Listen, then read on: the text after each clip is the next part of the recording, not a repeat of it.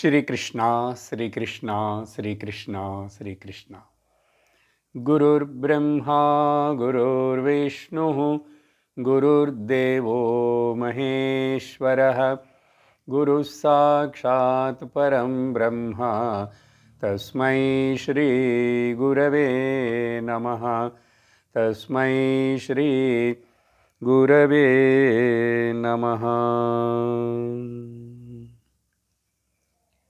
हरि ओम तत्सत्। వివేక చూడామణి 260వ శ్లోకం. ఏకమేవ సదనేక కారణం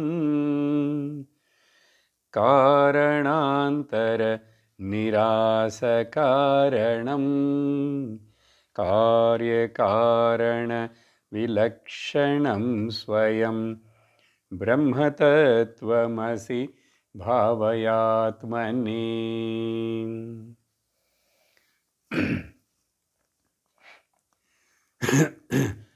జ్ఞానబోధ చేసిన తర్వాత తత్వమసి, నువ్వు ఆ సద్వస్తువే, ఆ బ్రహ్మము నువ్వే అని చెప్పి ఆ మహావాక్యాన్ని ఎలా విచారించాలి అని వివరించిన తర్వాత నిధిధ్యాసన శ్లోకములుగా, ఇంకా ఆ తరువాత ఆ జ్ఞాన నిష్ఠ ఏర్పడుటకు ఒక సాధకుడు ఎలాంటి భావన చింతనలో ఉంటూ ఉండాలి అని చెప్పటానికి ఇక్కడ 254వ శ్లోకంలో నుంచి మొదలుపెట్టి ఇప్పుడు 60 వరకు చూసాం. 260 వరకు ప్రతి శ్లోకంలోనూ మొత్తం 10 శ్లోకాలు ఉన్నాయి. ఇక్కడ బ్రహ్మతత్వం అసి, బ్రహ్మ తత్ బ్రహ్మత్వం అసి అని చెప్పి నీ హృదయంలో చింతించు, గుర్తుంచుకో, తలుచుకుంటూనే ఉండు అంటున్నారు. ఆ పదాన్ని మరలా ప్రతి శ్లోకంలోనూ చెప్తున్నారు. ఈ 260వ శ్లోకంలో చూసిన అర్థం ఏమిటంటే, సత్యం అనేటువంటిది, బ్రహ్మం అనేటువంటిది, చైతన్యం అనేటువంటిది ఒకటే ఉన్నది. కానీ ఆ అధిష్టానమైనటువంటి ఏకమైనటువంటి ఆ సద్బ్రహ్మము మీద అనేకముగా ఉన్నట్లుగా కనపడుతున్నాయి. కాబట్టి అనేకం ఉన్నట్లు కనపడటానికి కారణం ఆ ఒక్క సత్యమే. ఎలాగంటే సినిమాలో హాల్లో స్క్రీన్ ఒకటే, కానీ స్క్రీన్ మీద ప్రొజెక్ట్ చేయబడేటువంటి ఆ బొమ్మలు, ఆ సన్నివేశాలు అవన్నీ ఎన్నో మారుతూనే ఉంటాయి. మరలా కొత్త సినిమా వస్తుంది, పాత సినిమా వస్తుంది, పోతుంటుంది, అన్నీ 3 షోలు వేస్తాడు. కానీ స్క్రీన్ ఏమైనా మారిందా? మారలేదు. కానీ ఇక్కడ ఈ ఉదాహరణ చెప్తే సందేహం వస్తుంది. ఆ ప్రొజెక్టర్ వేరండి, ఆ ఫిలిం వేరు, ఈ స్క్రీన్ వేరు అలా అనుకుంటాం. కానీ ఇక్కడ ఆ స్క్రీనే అదే ప్రొజెక్టరు, అదే ఫిలిం, అదే క్యారెక్టర్లు అన్ని దాంట్లో నుంచే. ఆత్మ అని చెప్పేటప్పుడు బ్రహ్మములో నుంచే అనేకం ఉన్నట్లుగా బ్రహ్మము మీదే, బ్రహ్మంలో నుంచి అంటే బ్రహ్మ దగ్గర ఉన్నటువంటి పొటెన్షియల్ శక్తి మాయా ఉంది కదా, అది ఏం చేస్తుందంటే అదే ప్రొజెక్టర్. కాబట్టి ఆ ప్రొజెక్టర్లో అన్నీ ప్రొజెక్ట్ చేస్తుంటుంది. కానీ అవేవి నిజం కాదు, ఎంటర్టైన్మెంటే కదా. సినిమాలు చూస్తున్నాం, డబ్బులు ఇచ్చేళ్ళ వెళ్ళి కూర్చొని చూస్తాం, 1.5 గంటల సేపు, 2 గంటల సేపు, అన్నీ ఎంటర్టైన్మెంటే కదా, తెలుసు మనకు, దానికోసమే వెళుతున్నాం. అలాగే ఇక్కడ నువ్వు ఏమేవైతే చూస్తున్నావో, అనుభవిస్తున్నావో అవన్నీ ఎంటర్టైన్మెంట్లే. కానీ ఆ ఎంటర్టైన్మెంట్ చేసేటప్పుడు నువ్వు దాంట్లో దానివల్ల టెయింట్ అవ్వకూడదు. అది నువ్వు దాంతో తాదాత్మ్యం చెందకుండా ఉండాలి, అదొక్కటే చేయాలి అలా చెప్తూ. కాబట్టి ఇక్కడ ఏదైతే కారణము కార్యముగా అనిపిస్తూ కనపడుతున్నదో, ఇక్కడ యాక్చువల్గా బ్రహ్మ కారణము కాదు, కానీ కారణం. ఎట్లాంటి కారణం? ఆ అభిన్న నిమిత్త ఉపాదాన కారణం లేక వివర్త కారణం అంటారు సంస్కృతంలో. వివర్త కారణం అంటే తాను మారకుండా మారుతుంది, దాన్ని మారకుండా ప్రొజెక్ట్ అవుతున్నాయి దాని మీద. కానీ స్క్రీన్కి ఏం అవ్వలేదుగా, స్క్రీన్ మీద ఎన్ని ప్రొజెక్ట్ అయినా. ఇది కారణాంతర నిరాశ కారణం. ఈ కారణము కార్యమునకు దాటి మించి ఉన్నది కాబట్టి దానికి దాంట్లో కాజ్ అండ్ ఎఫెక్ట్ లేదు అనేది అర్థం. కాబట్టి దాన్ని ఏం చెప్పాలి అప్పుడు? కార్యకారణ విలక్షణం అని చెప్పచ్చు. కారణము కార్యం అనేటువంటిది మాయలోనే ఇక్కడ బుద్ధి చేత ఇక్కడ ఆ కార్యకారణం పనిచేస్తుంటుంది. కానీ బ్రహ్మము సత్యములో కార్యకారణం లేదు. అర్థమైందా? Cause and effect. అందుకనే మాయా ఇల్యూషన్ కాబట్టి, మాయా ప్రొజెక్ట్ చేసిన అంత ఇల్యూషన్ కాబట్టి, ఎట్లాగైతే మాయా మిథ్య జగత్ మిథ్య అంటామో అప్పుడు కార్యకారణం కూడా మిథ్య. కార్యకారణం ఈజ్ యాన్ ఇల్యూషన్ అన్నాం. అందువలన నీ బుద్ధి అందు నిన్ను నువ్వు ఆత్మ బ్రహ్మము అని చెప్పి తలుచుకుంటూ ధ్యానిస్తూ ఉన్నంతకాలం ఈ శరీరం అట్లా ఉండు అని చెప్పి ఇప్పుడు 261లో నిర్వికల్పక మనల్పమక్షరం యత్క్షరాక్షర విలక్షణం పరం నిత్యమవ్యయ సుఖం నిరంజనం బ్రహ్మతత్వమసి భావయాత్మని. మరలా కాంట్రడిక్టరీ వర్డ్స్ వస్తున్నాయి. ఏమిటంటే మొదట ఇది నిర్వికల్పం, దీంట్లో వికల్పాలు ఏమీ లేవు. మనస్సులో వికల్పాలు ఉంటాయి, బుద్ధిలో వికల్పాలు ఉంటాయి, శరీరంలోనూ వికారాలు ఉంటాయి. మనస్సులో వస్తేనేమో దాన్ని వికల్పం అంటాం, శరీరంలో ఏర్పడితేనేమో దాన్ని వికారం అంటాం. కాబట్టి నిర్వికల్పం నిర్వికల్పకం. అందువలన అది అనల్పం, అది చిన్నది కాదు, అది చాలా పెద్దది. అందువల్లే దాన్ని బ్రహ్మము అంటున్నాం. బృహత్వమత్వాత్ ఇది బ్రహ్మం, బిగ్గర్ దాన్ ద బిగ్గెస్ట్ అనే కదా బ్రహ్మం అంటున్నాం. అప్పుడు అది అక్షరం, దాని క్షయము లేదు, క్షయించిపోనిది. ఈ అనల్పం అనేటువంటిది అల్పము కానిది. అల్పం అంటే చిన్నది కాదది, తరిగిపోయేది, కరిగిపోయేది, నశించిపోయేది కాదు. కాబట్టి అనల్పం. ఈ అల్పం అనే పదం ఎక్కడ ముఖ్యంగా ఉపయోగించబడిందంటే ఛాందోగ్యోపనిషత్తులో భూమా విద్య అనే చోట నారదుల వారికి సనత్కుమారుడు బోధించేటప్పుడు అక్కడ చెప్తారు, భూమా అంటే పెద్దది, అల్పము అంటే చిన్నది. పెద్దది చిన్నది అంటే ఏంటి అర్థం ఇక్కడ? భూమా అంటే ఇన్ఫినైట్, అనంతం. అల్పం అంటే ఫైనైట్, అంతమున్నది, లిమిటేషన్స్ ఉన్నది.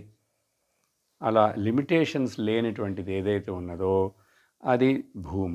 కాబట్టి అక్కడ ఏం చెప్తారంటే ఛాందోగ్యంలో యో వై భూమా తత్ సుఖం, ఏది భూమానో, ఇక్కడ భూమ అంటే బ్రహ్మంని గురించి ఆ పదాన్ని వాడారు, అది సుఖం. నాల్పే సుఖమస్తి, ఈ ఫైనైట్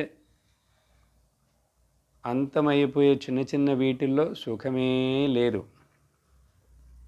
కాబట్టి భూమా ఏవ సుఖం, మరలా ఎంఫసైజ్ చెప్తూ బ్రహ్మంలో నిజమైన ఆనందం సుఖముంది.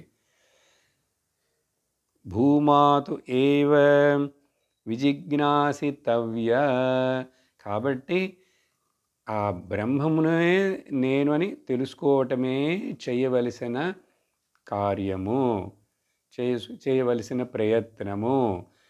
తప్పకుండా చెయ్యాలి, జిజ్ఞాసితవ్యం. ఎందుకంటే ఎత్ర ఏమిటది భూమా అంటే? అదేంటండి వస్తువా ఏదైనా? పెద్దది పెద్దది పెద్దది అంటున్నారు. ఎంత పెద్దదండి? అలా అది కంపేర్ చేసేది కాదు, పెద్దది ఎంత పెద్దది ఏమిటని. అందుకని ఆ తర్వాత ఆ భూమా అనంటే ఏంటంటే అది జ్ఞానంలో ఏర్పడినటువంటి ఒక దృష్టికోణం. బుద్ధిలో ఎక్కడైతే యత్ర నాణ్యత్ పశ్యతి, ఎక్కడంటే మళ్ళీ ఎప్పుడైతే ఒకడు బుద్ధిలో వేరే రెండోదనేది లేదని, అన్యమనేది చూడకుండా ఉంటాడో, నా అన్యత్ శృణోతి, రెండోదేదో ఉన్నది వినాలి కానీ కళ్ళతో చూస్తుంటే అనేకం ఉన్నాయి కదండి, మరి రెండు చూడకూడదంటారేంటి? అనేక శబ్దాలు ఉన్నాయి కదండి, ఉండొచ్చు. వాటిని అలా అవి కాదు, అవి నిజం కాదని అక్కడప్పుడు వేరుగా చూడలేదు, వేరేది వినలేదు. తర్వాత నాణ్యత్ పశ్యతి, నాణ్యత్ శృణోతి, నాణ్యత్ విజానాతి. రెండోదనేది తెలియటం లేదు, తెలుసుకోవడం లేదు, తెలుసుకోవడానికి లేదుగా రెండోది. ఎట్లా? ఎక్కడ? నిద్రలో ఏం చేస్తున్నాం? వేరే చూడటం లేదు, వేరే వినటం లేదు.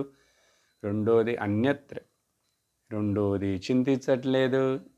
నా అన్యత్ విజానాతి యో వై భూమా, ఏది అది ఉన్నదట్లా అది భూమ, అది బ్రహ్మం, అది తద్ అమృతం.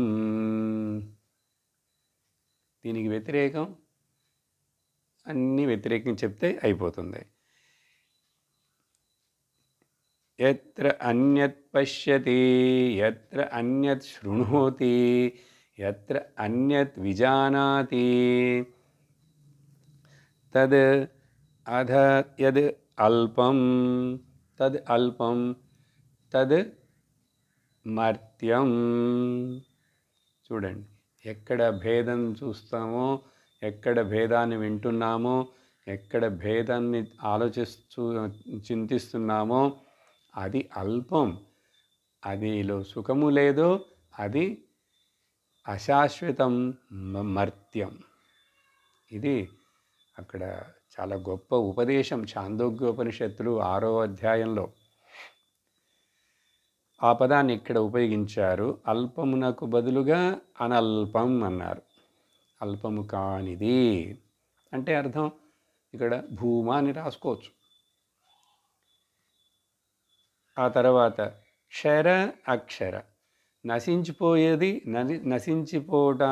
నశించిపోని దానికంటే విలక్షణం అంటున్నారు. ఇక్కడ కొంచెం కన్ఫ్యూషన్ అయ్యే అవకాశం ఉంది. ఎందుకంటే సదసద్విలక్షణం, క్షరాక్షర విలక్షణం, పరాత్ పరతరం, ఇవంటే అసలు మరి పరము కంటే పరమైనదంటే ఇంకొక పరం ఏమిటండి? ఇంకొక అక్షరం ఏమిటండి?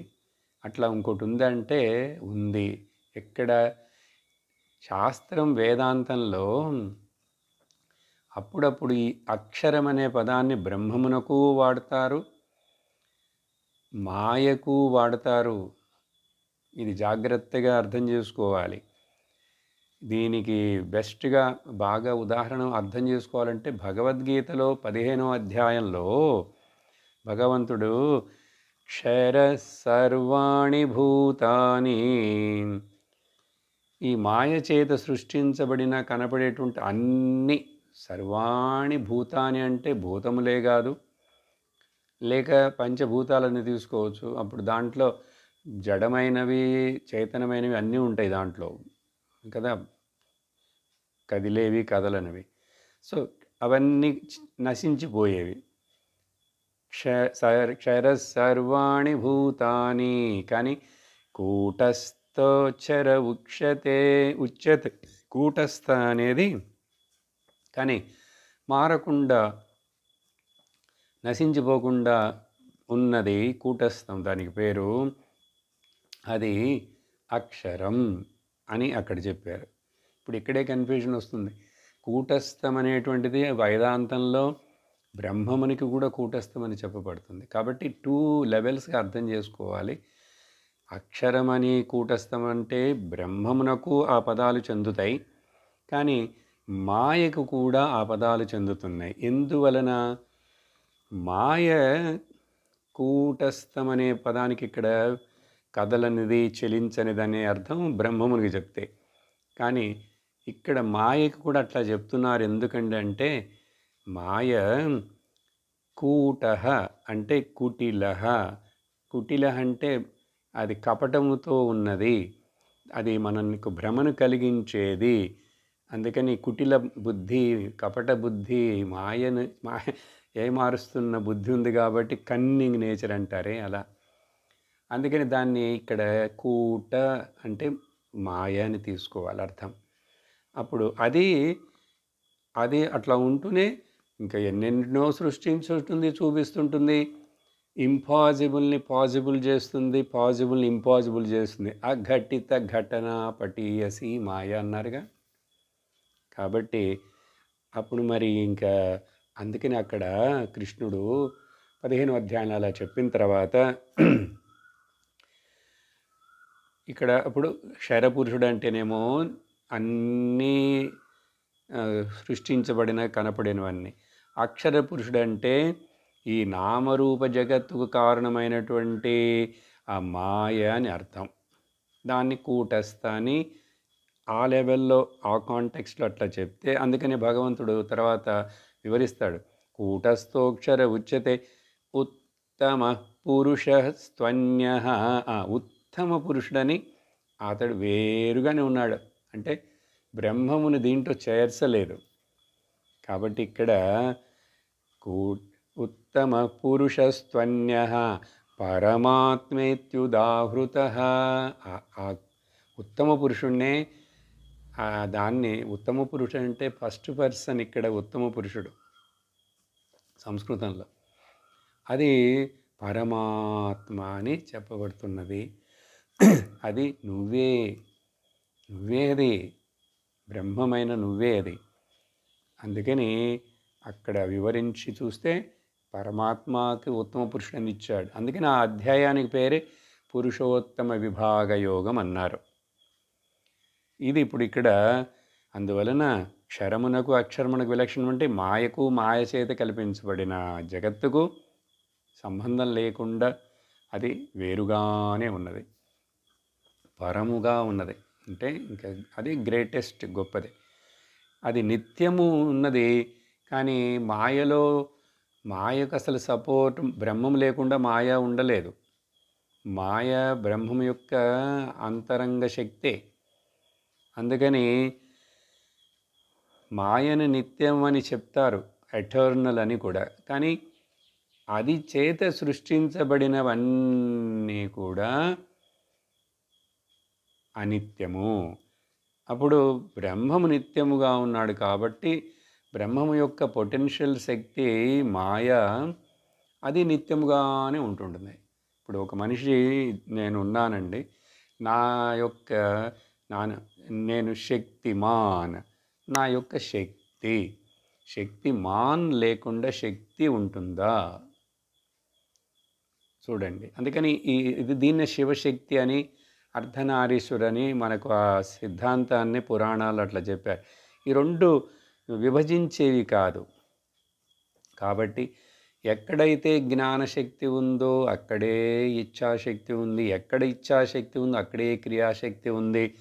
అందుకని లలితా సహస్రనామంలో ఇచ్ఛాశక్తి, జ్ఞానశక్తి, క్రియాశక్తి స్వరూపిణ్యై నమః, ఇచ్ఛా జ్ఞాన క్రియాశక్తి స్వరూపిణ్యై నమః. చూసారా? నిత్యము కాబట్టి ఇది తగ్గేది కాదు, తరిగిపోయేది కాదు, కరిగిపోయేది కాదని చెప్పాను కదా. ఇదే సుఖం, దాని స్వరూపమే సుఖం.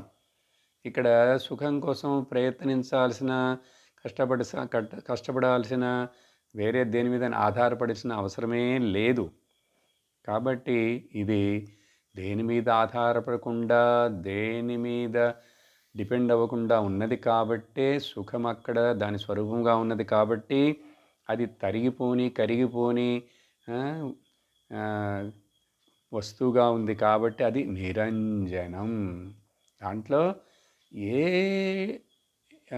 ఎట్రిబ్యూట్స్ విశేషణాలు లేవు, తరిగిపోయే విశేషణాలు లేవు, పెరిగే విశేషణాలు లేవు అని నువ్వు నీ హృదయంలో అది నువ్వే అని గ్రహించి భావిస్తూ ఉండు.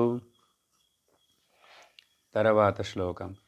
యద్విభాతి సదనేకదా భ్రమాత్ నామరూపగుణవిక్రియాత్మనా హేమవత్ స్వయమవిక్రియం సదా బ్రహ్మతత్వమసి భావయాత్మని.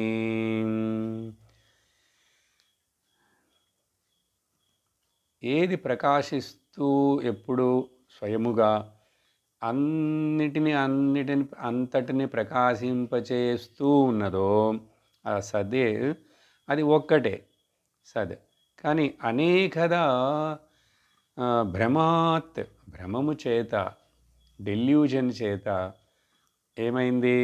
నామరూప గుణ విక్రియాత్మనాం. ఇది చూడండి, ఇక్కడ నామ రూప దాని యూటిలిటీ, దాని ప్రయోజనమని, ఆ వస్తువు మరి ఇది కదా అది కదా అవన్నీ పుట్టినాయి.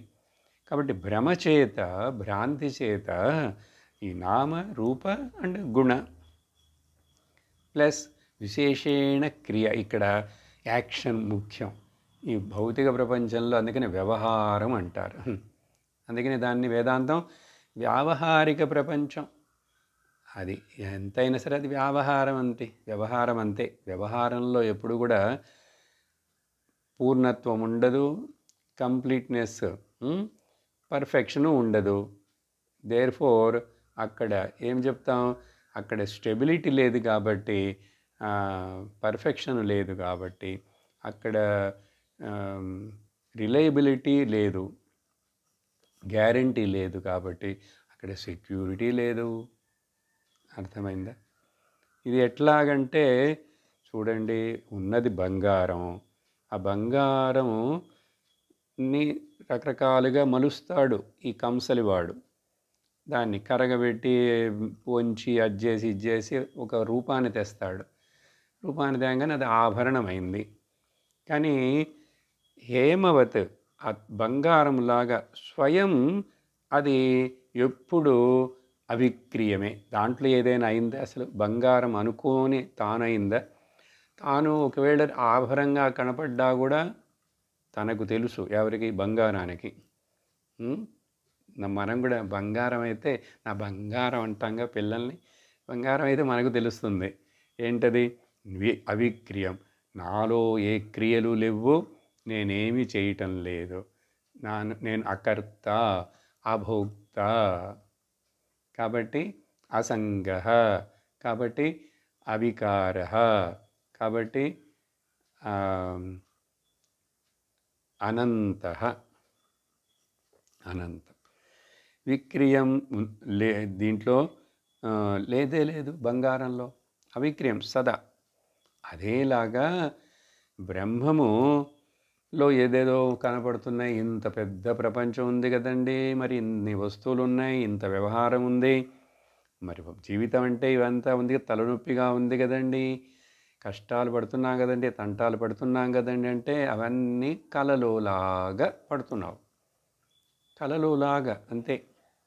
నువ్వు ముఖ్యత్వం ఇచ్చి దానిని ఏదో పెద్దగా మనసులో డిస్కషన్ తీసుకొచ్చి పెద్దగా మాట్లాడి నువ్వు థీసిస్లు రాసి వాటిని చేశావంటే నువ్వు చిక్కుకుపోయినావు అని అర్థం. కళకి ముఖ్యత్వం ఇచ్చి ఎవడైనా ఇప్పుడు కళ గురించి నేను పెద్ద పుస్తకం రాయబోతున్నాను, కథ కోసం రాయొచ్చు, పుస్తకం సేల్ అవ్వటానికి. ఏముంది దాంట్లో? సారం ఉందే? ఏమి నిజముందా? నిజంగా దాన్ని రాస్తాడంటాడు, దాన్ని చదువుతారు డబ్బులు పెట్టుకొని.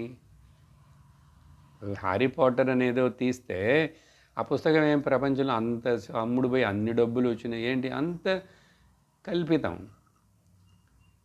అంతే. దానికి మరి దాని వెనక వెర్రి పిచ్చి పట్టి దాన్ని మళ్ళీ మళ్ళీ మళ్ళీ మళ్ళీ చూసి పుస్తకాలు రాసి పుస్తకాలు అమ్మి అయ్యో ఏమిటండి అది. అందుకని నువ్వు వీటన్నిటినీ ముఖ్యత్వం ఇవ్వకు. అదే మెయిన్గా క్లెయిమ్ చెయ్యకు, ముఖ్యత్వం ఇవ్వకు, నిజత్వం ఇవ్వకు. వాటికి నువ్వు బ్రహ్మమని నీ హృదయంలో ఎప్పుడూ చింతిస్తూ ఉండు. బ్రహ్మతత్వమసి భావయాత్మని. చివర 10వ నిధిధ్యాసన శ్లోకం. యచ్చకాస్త్యన పరం పరాత్పరం ప్రత్యగేకరసమా ప్రత్యగేకరసమాత్మలక్షణం సత్యచిత్ సుఖమనంతమవ్యయం బ్రహ్మతత్వమసి భావయాత్మని. చెప్పిందే చెప్తున్నారు మరలా మరలా వివిధమైన పదాలను ఉపయోగించి. అందుకని కొన్ని పదాలు అవే రిపీట్ చేయాల్సి వస్తుంది. మరి ఇంకెంత చెప్పినా అదే కదండి, ఎంత చెప్పినా అదే. మరి మళ్ళీ ఎందుకు చెప్తున్నారంటే అదే రుబ్బిన పిండిని మళ్ళీ రుబ్బుతూనే ఉండు, బాగా బాగా మెత్తగా అవుతుంది, బాగా బాగా. అందుకని బాగా అర్థమవుతుంది. వినుబాబు. యత్ చక అస్తి అంటే ఏది ప్రకాశిస్తున్నదో చెప్పాంగా ఇప్పుడు, అది విభాతి. యద్విభాతి సదా. ఇక్కడ చకాస్తి అంటే కూడా ప్రకాశిస్తున్నదో అది ఉంది. దానికి దానికంటే మరొకటి ఏదైనా పరం ఉందండి? లేదు లేదు, అనపరం. ఇక్కడ అనపరం అనేది డబుల్ నెగిటివ్. ఆ నెగిటివ్, నా నెగిటివ్, డబుల్ నెగిటివ్లో అది పరం కానీ ఇంకొక పరం అనేది దానికి లేనే లేదు. మరి కాబట్టి దాన్ని ఏమంటారు అప్పుడు? పరాత్ పరం. సరే, పర అని ఒకటి చెప్తున్నారు మీరు, దానికంటే పరం అంటున్నారు. ఓ ఇదొక పరం ఉంది, అదొక పరం ఉందే? కాదు. ఇక్కడ కూడా మళ్ళీ కాంట్రడిక్టరీ. ఇది 2 పదాలు ఎక్కడికంటే ఆ మాయ, ఆ సృష్టి. పైన చెప్పాను ఇప్పుడు ఆ శ్లోకాల్లో. ఏదది? క్షర అక్షర, సద్ అసద్, అట్లా. ఇక్కడ అలాంటిది ఏది? పర అపర. సో పర అంటే ఏంటి? ఇక్కడ మాయను కూడా పర అంటాం. అర్థమైందా? అపర అంటే ఏంటి? మాయ చేత సృష్టించబడినటువంటి నామరూప ప్రపంచం. ఆ రెండిటికంటే అసలు సంబంధం లేని మరొక పరమైన వస్తువు. కాబట్టి దానికి ఇంకా మరొకటి పరమైన ఇంకొకటి ఏముందండి మళ్ళీ పైన? దాని తాత ఏమైనా ఉందంటే లేదు లేదు. పురాణ రూపంలో చెప్పినా కూడా చూడండి. ఇప్పుడు శివుడికి తండ్రి ఎవరండి? కొన్ని పురాణాల్లో బ్రహ్మదేవుడని, ఆయన బ్రహ్మదేవుడు కన్నీళ్లలో నుంచి వచ్చాడు రుద్రుడు అని. కానీ నిజంగా మాట్లాడితే లేక విష్ణువుని చూద్దాం, నారాయణని, అక్కడ ఏది డౌట్ రాదు. నారాయణ పొట్టలో నుంచి, బొడ్డులో నుంచి వచ్చిన తామరలో బ్రహ్మదేవుడు వచ్చాడే కానీ ఇంకా నారాయణానికి ముందెవరున్నారు? నారాయణ యొక్క తండ్రి ఎవరు? లేడు. అందుకనే ఆయన పవిత్రాణం పవిత్రం యో మంగళానాంచ మంగళం దైవతం దేవతానాంచ భూతానాం యో వ్యయ పిత. చూసారా? ఇంకా ఆయనకి పిత ఎవరైనా ఉన్నారంటే లేరు. ఆయనకంటే మంగళం ఏమైనా? ఆయనంటే ఇక్కడ అర్థం బ్రహ్మందా, నువ్వే ఆత్మ. మంగళమైనది ఇంకొకటి లేదు, పవిత్రమైనది ఇంకొకటి లేదు. దేవతలందరికీ దేవుడు, భూతాలన్నిటికీ తండ్రి.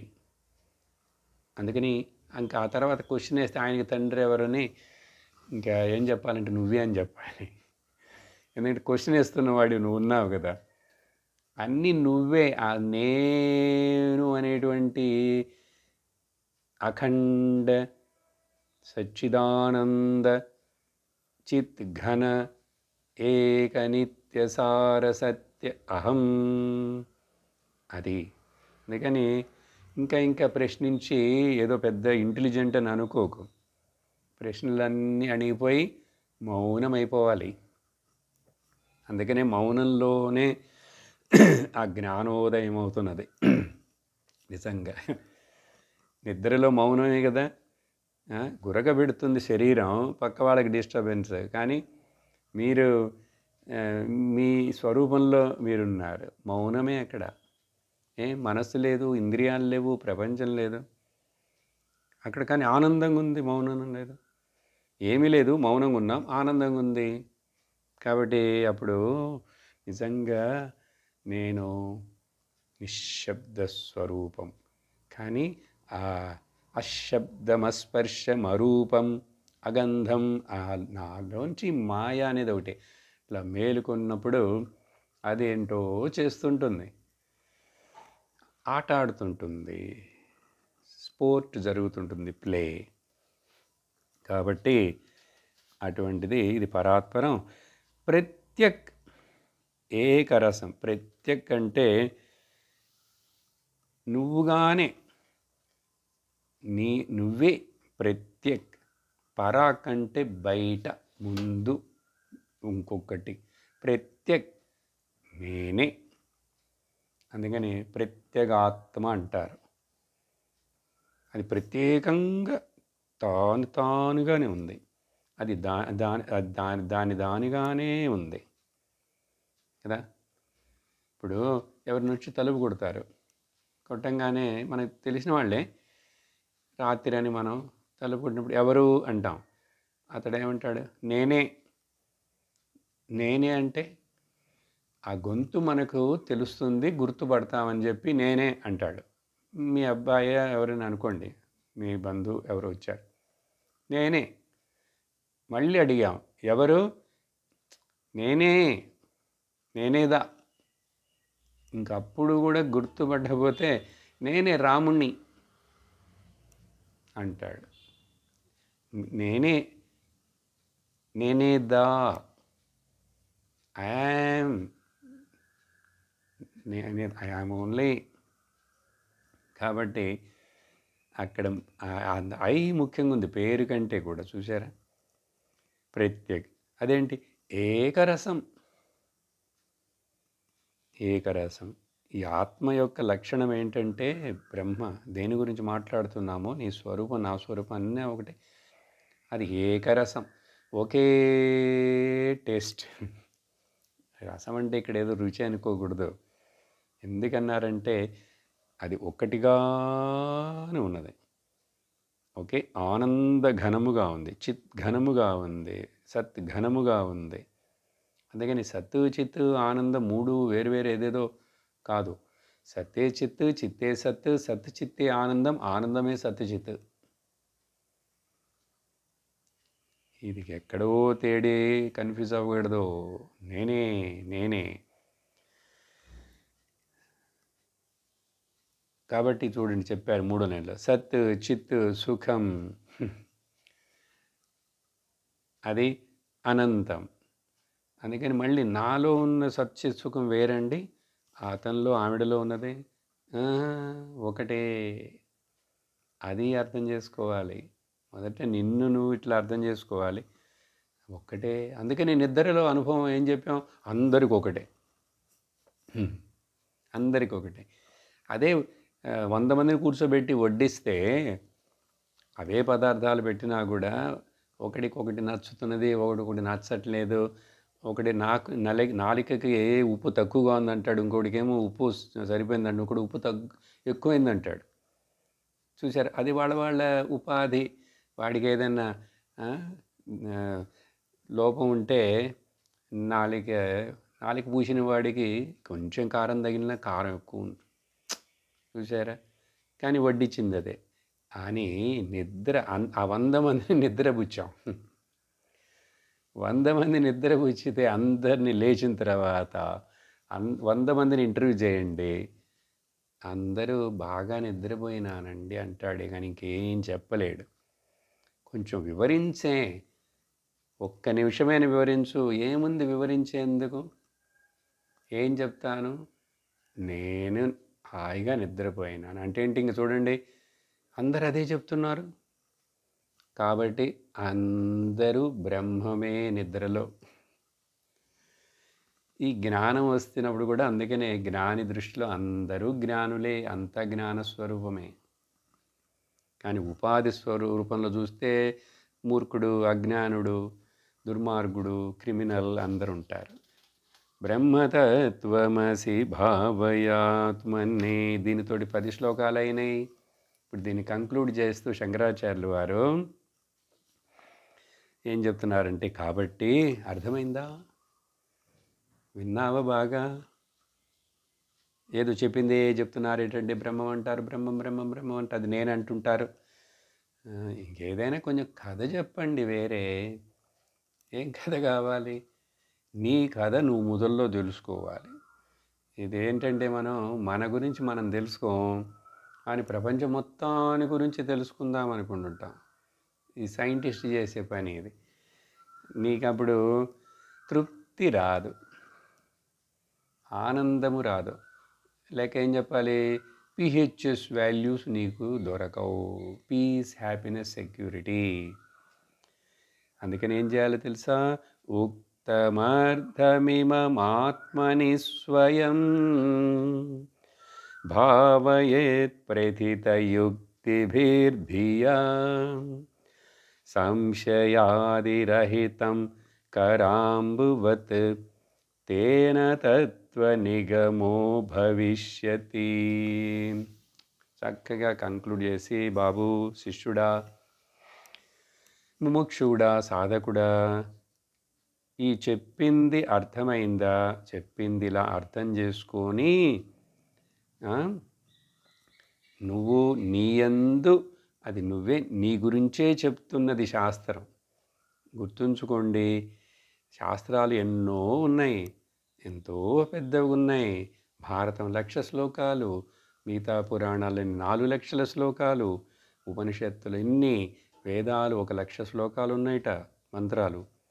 ఎన్ని ఏం చెప్పినా అన్నీ యొక్క కంక్లూజన్ ఏమిటంటే ఒకే వస్తువు, ఒక్కటే. అది నీకు మొదట అది ఎక్కడో ఉందని చెప్పకూడదు, ఒక్కటే అంటే. అది మరలా ప్రయోజనం ఏముంది, ఒక్కటే అన్నప్పుడు ఇంక అక్కడ ఉంటుందా ఏంటి, మరి అక్కడ ఉన్నప్పుడు నేనెవరిని అడుగుతావుగా, నువ్వే అది. అందుకని ఆత్మని స్వయం భావయేత్, నీ అందే, ఆత్మని అంటే ఇక్కడ అర్థం నీ బుద్ధి అందే, నీ బుర్రలో. అప్పుడు ఎట్లా, నీ యొక్క లాజిక్ను కూడా ఉపయోగించు. విన్నావు ఇప్పుడు, నువ్వు గుడ్డిగా దాన్ని అట్లా ఒప్పేసుకోక్కర్లేదు, నువ్వు కూడా చింతించు, కొంచెం కాలం పట్టటం. అందుకని చెప్తాం కదా, మొదట శృతి విన్నావు, తర్వాత యుక్తిని ఉపయోగించు, తర్వాత నీ అనుభవాన్ని చూడు. శృతి యుక్తి అనుభూతి. కాబట్టి యుక్తి ద్వారా, యుక్తిభిః ధియా, నీ బుద్ధి ఉంది కదా, అందుకని బుద్ధి, ఎందుకంటే బుద్ధి is a logical instrument. Logical, అదేంటంటే డిసైడింగ్ అండ్ డిజర్నింగ్ ఫ్యాక్టర్ అంటారు దాన్ని. నిశ్చయాత్మిక బుద్ధి. అందుకని దాన్ని ఉపయోగించాలి, నువ్వు ఉపయోగించి నప్పుడు సంశయాదిరహితం, ఇంకా మళ్ళీ సందేహమే ఉండకూడదు. ఎట్లా అంటే క్లియర్ కట్, ప్రత్యక్షంగా. దానికి ఏం చెప్తాం, చేతిలో ఒలిచిపెట్టిన అరటిపండులాగా, చేతిలో ఉన్న హస్తామలకీయం అన్నారు సంస్కృతంలో. ఇక్కడ మరొకటి ఏంటంటే కరాంబువత్, చేతిలో ఉన్న ఆచమనానికి పెట్టుకున్న నీళ్లు ఉంటాయి చూసావా, అట్లాగా చేతిలో పెట్టుకున్న నీళ్లు కనపడుతున్నాయి ప్రత్యక్షంగా, అంత క్లియర్గా నేను ఆత్మను, నేను ఆత్మను. కాబట్టి కరాంబువత్. అప్పుడు ఏమవుతుంది, దీనివలన భవిష్యతి, నీకు తప్పనిసరిగా తత్వనిగమ, ఈ ఈ ఈ విచారణ చేత, ఈ నిధిధ్యాసనం చేత నీకు తత్వనిగమ అంటే ఆ వేదముల యొక్క సారం లేక ఫైనల్ తత్వం యొక్క కంక్లూషన్ నీకు ఏర్పడును అని చెప్పి, కాబట్టి మన బుద్ధిని ఉపయోగించాలి, అర్థం చేసుకోవాలి, సంశయాలను తీర్చుకోవాలి, క్లారిటీని పెంపొందించుకోవాలి, జ్ఞాననిష్ట ఏర్పడాలి. ఈ నీకు ఎవ్వరూ చెయ్యరు. శాస్త్రము ఇట్లా చెప్తుంది, గురువు చెప్తారు వాళ్ళు, కానీ నువ్వు ఇప్పుడు నీ ప్రయత్నం చేసి నువ్వు, అందుకనే స్వయం అన్నారు. స్వయం గుర్రాన్ని నీళ్ళ దగ్గరికి తీసుకెళ్తామండి, నీళ్లు తాగాలి కది, నీళ్ళు దాని నోట్లో పోస్తావేంటి, నీ చేయి కొరుకుతుంది, పెద్ద పెద్ద పళ్ళు ఉంటాయి. అందుకని చెప్పి 265లో స్వబోధమాత్రం పరిశుద్ధతత్వం విజ్ఞాయ సంఘే నుపవచ్చ సైన్యే తదాశ్రయ స్వాత్మని సర్వదా స్థితః విలాపయ బ్రహ్మణి విశ్వజాతం. ఎంత కరుణ, ఎంత సహనం శంకరాచార్యులు వారికి. అందరు గురువులకి అంతే, మరలా చెప్పి ఎట్లా అయినా సరే వీడికి అర్థమయ్యేట్లుగా చెయ్యాలి అని చెప్పి, ఎట్లా అయినా సరే వీడిని ఈ దుఃఖ సంసారంలో నుంచి బయటపడేయాలి అని వాళ్ళంత రెడీగా అట్లా నడుంగట్టుకొని కూర్చొని మాట్లాడుతూనే ఉంటే, మనమేమో ఆకతాయిల్లాగా ఏదో ఆటతనంగా వింటాం, వినకపోతే వినం, ఏదో కామెంట్ మాత్రం చేస్తాం. బాగా చెప్పారు, ఆయన బాగా చెప్పట్లేదు, చిన్నగా చెప్తున్నారు, ఆయన చాలా గబగబగబా చెప్పేస్తారు, అంతో కథలు చెప్తారు. దీన్ని చూస్తావు నువ్వు. అందుకనే ఉంటారంటే స్వబోధమాత్రం పరిశుద్ధతత్వం, నీ బుద్ధిలో స్వబోధ, బోధ అంటారు దాన్ని. అందుకనే ఆత్మబోధ, బోధం ప్రతిబోధ విదితం, ఇది కేనోపనిషత్తు పదం బోధం. ఇదేంటంటే ఇదేదో నేర్చుకుండేది బుద్ధిలోది కాదు, ఇది బోధం అంటే బోధపడుతున్నది, నేనున్నాననేది నాకు తెలుస్తూనే ఉన్నది. అందుకని స్వబోధ మాత్రం, ఇది సెల్ఫ్ ఇల్యూమినింగ్. దీన్ని అసలు నువ్వు ఎవరి మీద ఆధారపడక్కర్లేదు, కానీ తెలియట్లేదు కాబట్టి శాస్త్రం చూపిస్తుంది. ఏం చూపిస్తున్నది? నువ్వేం చేస్తున్నావు? బయట చూస్తున్నావు, ఆపేయి, లోపలికి చూడు. ప్రత్యేగాత్మానైక్షత, బయట చూడకు. అంతర్ముఖ సమారాధ్య బహిర్ముఖ సుదుర్లభ. కాబట్టి స్వబోధ మాత్రం. ఈ తత్వంలో ఇదేదో ఇది వీళ్ళ గోల. ఈ శంకరాచార్యులు వారు, ఈ అద్వైతం మాట్లాడి ఈ మాస్టర్ టీచర్లు, వీళ్ళు అదంతా వాళ్ళ గోల. వాళ్ళ అంతానేమో అదేదో చెప్తుంటారు. వాళ్ళు రాముడు అంటారు, ఇంకోటి కృష్ణుడు అంటాడు, ఇంకోడేమో దేవి. వాళ్ళ గోరలు ఏమేమో ఉన్నాయి, పుస్తకాలు ఉన్నాయి, భజనలు ఉన్నాయి, ఏమో ఉంటుంటాయి. కానీ ఇదేదో ఇంకొక తత్వం అని కాదు, ఒకే ఒక తత్వం, పరిశుద్ధ తత్వం. This is the only philosophy, this is the only conclusion, this is the only the truth. అర్థం చేసుకోండి జాగ్రత్తగా. లోకంలో ఎన్నో ఫిలాసఫీలు ఉన్నాయండి, ఎంతోమంది మేధావులు పుట్టారు పోతున్నారు. మన భారతదేశంలో కూడా ఎంతోమంది ఋషులు పుట్టారు, ఎన్నెన్నో కథలు వాటిని గురించి రాస్తారు. కానీ వేదంలో ఋషులు అందరూ మాట్లాడిన ఈ ఉపనిషత్తులు సారాంశం అందరూ చెప్పేది ఓకే, అది పరిశుద్ధతత్వం. అదే అందరూ ఇప్పుడో అప్పుడో ఎన్నటికైనా సరే తెలుసుకుని తీరాల్సిందే. అందుకని అనవసరంగా తలను సో మెనీ రిలిజన్స్ చూడండి, స్కాలర్స్ వీళ్ళందరూ పిహెచ్డీలు రాసేవాళ్ళు, థీసిస్లు, study of the comparative religion, అది ఇది అని చెప్పి బుర్రని పాడు చేసుకొని, జీవితాన్ని వృధా చేసుకొని, సమయాన్ని, డబ్బుల్ని, తర్వాత ఏదో పెద్ద ఒక బిరుదు పొందుతాడు, ఏదో వస్తాయి వాళ్ళకి. అంతేగాని లోకల్గా నీకు జ్ఞానం రాలేదే. నువ్వు నోబెల్ ప్రైజ్ పొందినా కూడా ఎన్నిసార్లు నువ్వు వేస్టే ఈ జ్ఞానం లేకపోతే. ఏంటంటే అంత ధైర్యంగా చెప్పేస్తున్నారు నోబెల్ ప్రైజ్ మీకు వస్తుందా? చూడండి, నాకు రాదు, నాకు అక్కర్లేదు నోబెల్ ప్రైజ్. ఎందుకు? ఏంటి Nobel? Nobel is only one in the world, there is no prize. There is no prize, there is no prize. Nobel, you are noble, I am noble, everything noble, noble, noble. ఏంటది? బ్రహ్మతత్వమసి శుద్ధతత్వం విజ్ఞాయ. అది తెలుసుకో, విజ్ఞాయ. ఎట్లా తెలుసుకోవాలి? సంఘే నుపవచ్చ సైన్యే. ఇక్కడ ఆ సంఘే అన్న అర్థం శరీరం, బుద్ధి, ఇంద్రియములు, మనోబుద్ధి, చిత్త, అహంకారాలు,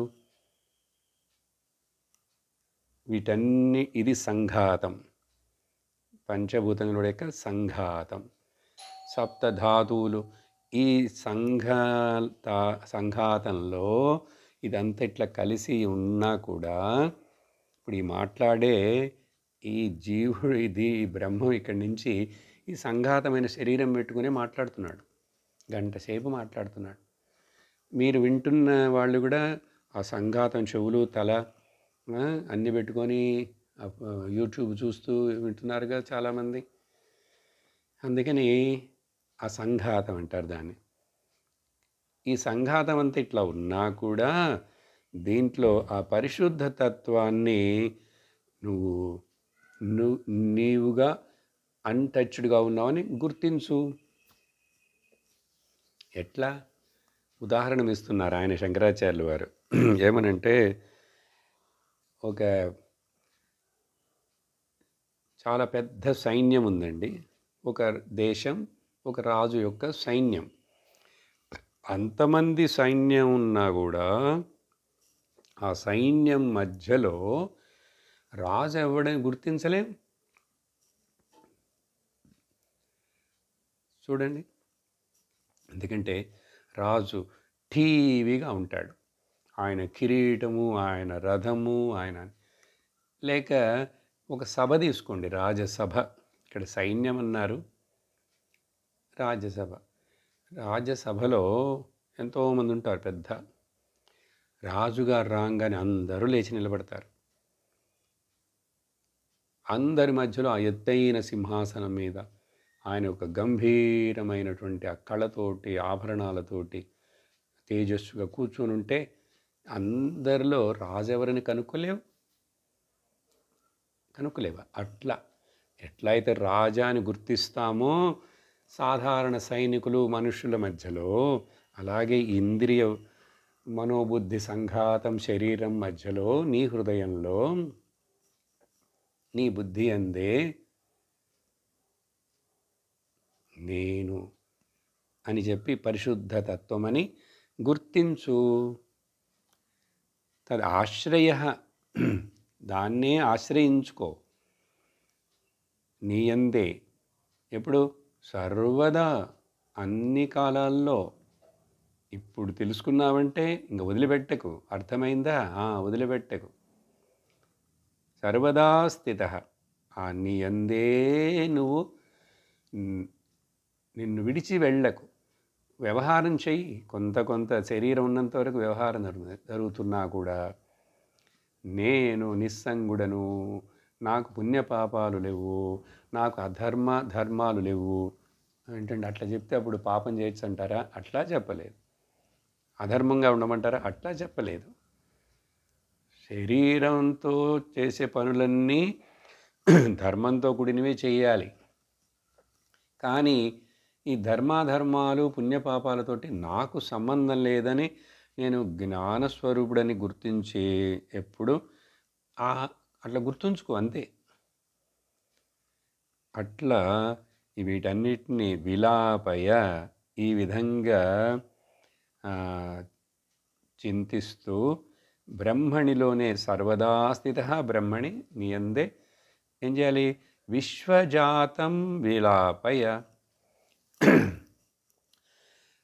మొత్తం నామరూప ప్రపంచం మొత్తం నీ యొక్క శరీరము దగ్గర నుంచి ప్రారంభించి నీ ఉపాధుల దగ్గర నుంచి నీ చుట్టూ ఉన్న నీ పొసెషన్స్, రిలేషన్స్, ఈ సర్వం అంటున్నా చూడండి, విశ్వం మొత్తాన్ని విలాపయ అట్లా వదిలేసేయి, అన్నిటినీ కలిపేసేయి.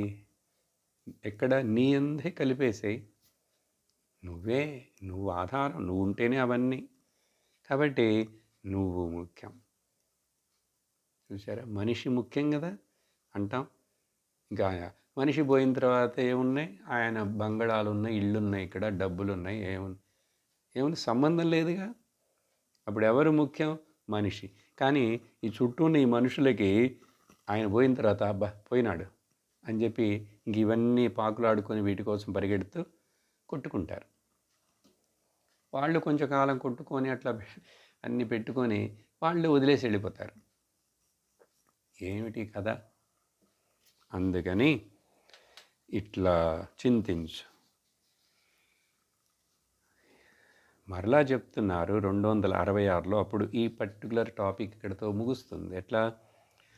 బుద్ధౌ గుహాయాం సదసద్విలక్షణం బ్రహ్మాస్తి సత్యం పరమద్వితీయం తదాత్మనాయో అత్ర వసేద్గుహ్యాయాం పునర్న తస్యాంగ గుహా ప్రవేశః. సరే స్వామి, కొంచెం బాగానే ఉంది, అర్థమైంది. సరే, నాకు ఇంకా దీనివల్ల ఏంటి మరి ప్రయోజనం? ఈ వేదాంతం ఇవన్నీ చేస్తే, ఏదో ఆ పుణ్యం చేస్తే, ఆ పూజ చేస్తే, ఆ గుడికి వెళ్ళి వస్తే ఇదేదో నీకు దొరుకుతుంది, జరుగుతుంది, అవుతాయి నువ్వు అనుకున్నవన్నీ అని చెప్పే కదా గుళ్ళన్నీ రష్గా ఉంటున్నాయి. మరి మీ వివేక చూడామణి వేదాంతాన్ని వింటున్నా రెగ్యులర్గా. నాకేంటి ఫలం? మనశ్శాంతి. మనశ్శాంతి, తృప్తి, నిర్భయత్వం, ఎన్నో మంచి మంచి నీలో అవన్నీ కలుగుతాయి. భగవద్గీతలో ఎన్నో చెప్పాడు భగవంతుడు. ఒకటి కాదు, రెండు కాదు. ఇక్కడ ఏం చెప్తున్నారంటే, అందువలన అట్లా అడగకు నాకేం దొరుకుతుంది ఏమవుతుందని. నీకు పరమానందమే దొరుకుతుంది. జనన మరణ చక్రంలో నుంచే నువ్వు బయటపడిపోతావు. నువ్వు మరలా ఇంకొక తల్లి పొట్టలో పెరిగి మళ్ళీ అక్కడ బంధించబడి, గర్భం ఒక జైలు లాంటిదే. ఆ తర్వాత మళ్ళీ బయట వచ్చిన తర్వాత పుట్టి మళ్ళీ ఈ శరీరంలో బంధించబడతావు. మరొక తస్య అంగ గుహా ప్రవేశం. తస్య అంగ గుహా ప్రవేశం అంటే గుహ. మరలా ఇట్లాంటి ఒక శరీరంలోకి వచ్చి దీంట్లో ఇరుక్కుపోకూడదు. ఇప్పుడు ఇరుక్కుపోయి ఉన్నాం కదా. కానీ మనం ఈ వేదాంతాన్ని విని ఈ గుహలో ఉన్న నేను నిజంగా ఈ గుహ అంటే ఈ హృదయ కుహరంలో ఈ యొక్క ఈ కొండ అయినటువంటి కొండలోనే కదా గుహ ఉంటుంది. ఈ గుహ సంబంధం నాకు లేదు, ఈ కొండ సంబంధం నాకు లేదు. ఇది కొండ. నేనే అనంతం. కాబట్టి మరలా ఇది జ్ఞానం పొందలేదనుకో ఏమవుతుంది? మళ్ళీ ఇంకొక తల్లి గర్భంలో వెళ్ళి అక్కడ నుంచి మళ్ళీ నువ్వు బయటకు వస్తావు. మళ్ళీ అజ్ఞానంతో లోకంలో పరిగెడుతూ తాపత్రయపడుతూ కింద పడుతూ మోకాళ్ళు ఇరగొట్టుకుంటూ తిట్లు తింటూ చివాట్లు తింటూ ఏంటేంటో కష్టపడతావు, తాపత్రయపడతావు, మళ్ళీ అన్నీ నిరాశలు వస్తాయి. కానీ నీ ఆశలు తీరట్లేదు, కానీ ఆశలు ఉంటూనే ఉన్నాయి, వాటికి అంతం లేదు. ఎందుకు ఇదంతా నీకు? ఎందుకు ఇదంతా నీకు? మేలుకో, జ్ఞానానికి మేలుకో. ఎట్లా? బుద్ధౌ గుహాయాం సదసద్విలక్షణం. ఈ బుద్ధి గుహలోని, ఇప్పుడు గుహలో ఉన్నాను నేను అంటే ఈ శరీరం అనే గుహ అనుకోండి. ఇప్పుడు దీంట్లో బుద్ధి అనేది ఉంది. దీంట్లో ఆ బుద్ధి గుహలో అంటున్నది ఉపనిషత్తు. అందరూ ఇక్కడ ఆచార్యులు.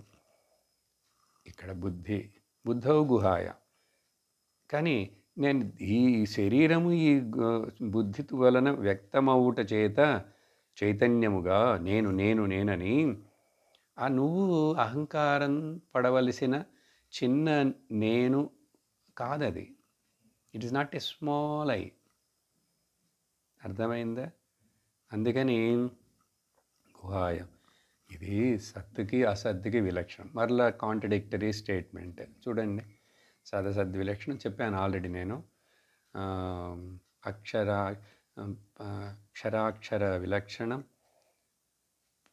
అపర విలక్షణం, పరాపరం, ఇవన్నీ అలాగే. సద్ అసద్ అంటే gross and subtle, manifest and unmanifest, వాటికి సంబంధం విలక్షణం. బ్రహ్మ అస్తి, బ్రహ్మగా నేనున్నాను. బ్రహ్మ అస్తి అంటే బ్రహ్మ ఉంది కాదు, నువ్వుగానే నీ ఎందుంది. అది సత్యం, అది పరమం, అది రెండోదనేది లేని అద్వితీయం. చూడండి ఎన్నిసార్లు చెప్తున్నారు, ఎన్నిసార్లు ఉపనిషత్తులు చెప్పి చెప్పి చెప్పి ఇట్లా చెప్తే ఇది నమ్మం, దీన్నే తీసుకోం, దీన్ని ఒప్పుకోం. ఎవరో ఆ చెట్టు కింద కూర్చున్న చిలక జ్యోతిష్యుడు చెప్తే ఇవాళ అష్టమి, రేపు నవమి, నీకు రాహుదశ వస్తుంది, శుక్రదశ వస్తుంది, అదవుతుంది, ఇదవుతుంది, ఏది అవ్వదు, ఇవి చెప్తే నమ్ముతాం కదా. ఎంత ఆశ్చర్యం మాయా యొక్క శక్తి అని శంకరాచార్యులు వారు వాపోతూ రాస్తారు. అథ అష్టమీతి నవమీచి అని ఆ జ్యోతిష్కవాదే వసంతి జనా. ఆ నమ్మిక, దాని మీద నమ్మకం ఆ జ్యోతిషుడు చెప్పేది. కానీ వేదమాత ఉపనిషత్తులు చెప్పే ఈ యొక్క గొప్ప తత్వము సత్యము మీద మనకు నమ్మకం లేదు. ఉంటే ఇంకా దీన్ని వదులుతావా? మనకుంది, మీకుంది. ఉన్నది కాబట్టి వింటున్నాం, ఉన్నది కాబట్టి నేను మాట్లాడుతున్నాను. అప్పుడు ఇది సత్యం పరం అద్వితీయం. తద్ ఆత్మనా యహ అత్ర వసేద్ గుహాయాం. అందుకని నేను ఈ శరీరంలో బంధించబడినటువంటి అల్పుడైనటువంటి జీవుణ్ణి కాను. నేను తత్కాలమునకు ఈ శరీరం మూలంగా వ్యక్తం చేసుకుంటున్నాను. నేను ఎందుకు నాకు ఈ శరీరం వచ్చింది, మరి ఇక్కడ నేను జీవుడినని చెప్పి కష్టపడుతున్నానంటే అజ్ఞానం చేత. నువ్వు ఈ శరీరాన్ని దీన్ని ఉపాధిగా తొలగించి దాన్ని వేరుగా చూడు, నిన్ను నువ్వుగా అర్థం చేసుకో. అప్పుడు నీకు ఇంకే గొడవ ఉండదు. ఏ గొడవ ఉండదంటే ఏంటి? పునః నా తస్య. అటువంటి జ్ఞానులకు ఈ జ్ఞానాన్ని ఇట్లా పొందిన మనకందరికీ మరొక గుహలో ఇట్లా ప్రవేశించి బంధించబడవలసిన అవసరం ఉండదు. ఇప్పుడు మరి బంధించబడి ఉన్నా కూడా నిజంగా నేను బంధించబడి లేను అని జ్ఞానం, నాకు బంధం అనేదే లేదు, ఈ కేవలం ఊహించి కల్పించుకున్నటువంటి కలయేది అని మెలుకులో ఉన్నప్పుడు ఇప్పుడు చెప్పి దీన్ని నెగేట్ చేయాలి. చేయగలిగిన ధైర్యం ఉంటే నువ్వు జ్ఞాననిష్ఠుడివి, నువ్వు జీవన్ముక్తుడవు, నీకు ఇప్పుడే ఇక్కడే మోక్షం. ఇప్పుడే ఇక్కడే మోక్షం. బాగుందిగా మరి ప్రయోజనం. కావాలంటే అనుసరించు, అక్కర్లేదంటే కష్టపడు పడు. ఆ తర్వాత 267 నుంచి 276 వరకు శంకరాచార్యుల వారు వాసనల గురించి చెప్తున్నారు. ఇప్పుడు సాధన మరి ఏం చెయ్యమంటారు? నిధిధ్యాసన శ్లోకాలు చెప్పారు, బాగున్నాయి. ఇక్కడ రాంగ్ నోషన్స్ని ఎలిమినేట్ చేయటం ఎంత అవసరం అని చెప్పి దానికి 10 శ్లోకాలు వాసనాక్షయమున కోసం వాసనలను వదిలేసేయాలి, దానికి కొంచెం ప్రయత్నం చేయాల్సి ఉంటుంది. అది ఎంత వచ్చే క్లాసులో నుంచి చూద్దాం. అందుకని ఇక్కడ వర్క్ చేయాలి. యోగాలో బుద్ధిని ఆపేసేయి, మనసుని నిలిపేసే అంటారు. వేదాంతంలో జ్ఞానంలో బుద్ధిని ఉపయోగించు, బుద్ధిని ఆపరేటింగ్ చేయాలి, కానీ దీన్ని స్టాపింగ్ చేయకూడదు. స్టాపింగ్ చేయడంలో ఏమిటి జరుగుతుంది? నిద్రలో ఎప్పుడు స్టాప్ చేస్తూనే ఉన్నావు, కానీ ఇప్పుడు మెలుగుతున్నప్పుడు ఆపరేట్ చేయాలి, దీన్ని సరిగ్గా ఆపరేట్ చేయాలి, ఉపయోగపరచుకోవాలి. వచ్చే క్లాస్లో పై విషయాలు చూద్దాం. ఓం పూర్ణమద పూర్ణమిదం పూర్ణాత్ పూర్ణముదచ్యతే పూర్ణస్య పూర్ణమాదాయ పూర్ణమేవావశిష్యతే. ఓం శాంతి శాంతి శాంతి. హరి ఓం శ్రీ గురుభ్యో నమః. హరి ఓం. హరి ఓం తత్సత్.